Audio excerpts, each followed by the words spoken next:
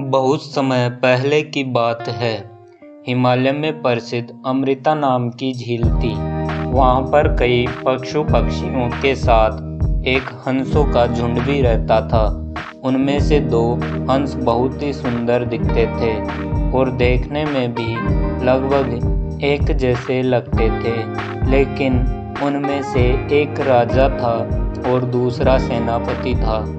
राजा का नाम हरिश्चंद्र और सेनापति का नाम बलवीर था।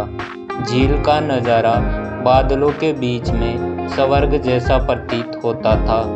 उस समय झील और उसमें रहने वाले हंसों की प्रसिद्धि वहां आने जाने वाले पर्यटकों के साथ देश विदेश में फैल गई थी।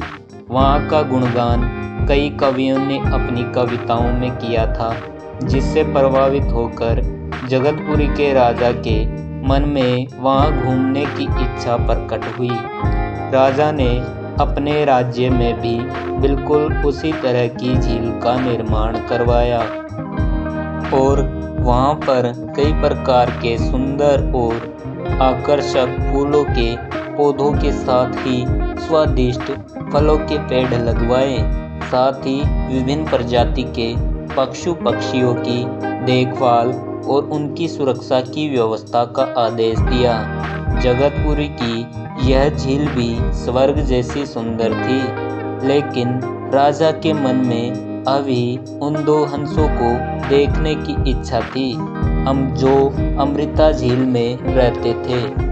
एक दिन अमृता झील के अन्य हंसों ने जगतपुरी के सरोवर में जाने की इच्छा प्रकट की, लेकिन हंसों का राजा बहुत ही बुद्धिमान था। वह जानता था कि अगर वो वहां गए तो राजा उन्हें पकड़ लेगा।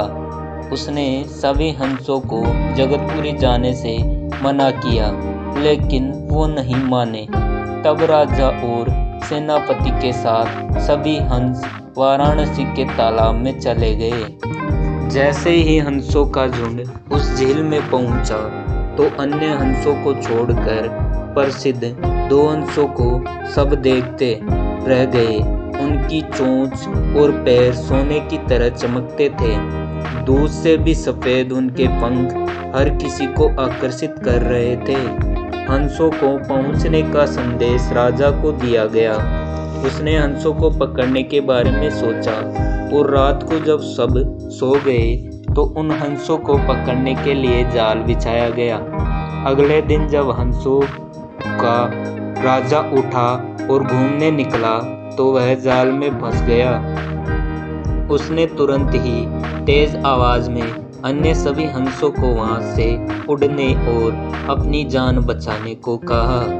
अन्य सभी हंस उड़ गए, लेकिन उनका सेनापति बलवीर अपने स्वामी को फंसा देखकर उसे बचाने के लिए वहीं रुक गया। इसी समय एक सैनिक हंस को पकड़ने के लिए वहां गया। उसने देखा कि हंसों का राजा जाल में फंसा हुआ है और दूसरा राजा को बचाने के लिए वहां खड़ा हुआ है। हंस का स्वामी भक्ति देखकर सैनिक बहुत प्रभावित हुआ और उसने हंसों के राजा को छोड़ दिया। हंसों का राजा बुद्धिमान होने के साथ साथ दूरदर्शी भी था। उसने सोचा कि अगर राजा को पता चला कि सैनिक ने हंसों को छोड़ दिया तो राजा सैनिक को मृत्यु दंड दे देगा। तब उसने सैनिक से कहा कि आप हमें आपके राजा के पास ले चलिए। यह सुनकर सैनिक उन्हें अपने साथ राजा के दरबार में ले गया। दोनों हंस सैनिक के कंधे पर बैठे थे। हंसों को सैनिक के कंधों पर बैठा देख वहां पर उपस्थित सभी लोग आश्चर्य में पड़ गए। जब राजा ने इस बात का राज पूछा तो सैनिक ने सारी बात सच सच बता दी। सैनिक की बात सुनकर राजा के साथ ही सभी लोग उनके अद्भुत साहस और सेनापति की स्वामी भक्ति देखकर हक्के बक्के रह गए और सभी के मन में उनके लिए प्यार जग उठा। राजा ने सैनिक को माफ कर दिया और दोनों हंसों को आदर के साथ कुछ और दिन ठहरने का निवेदन किया।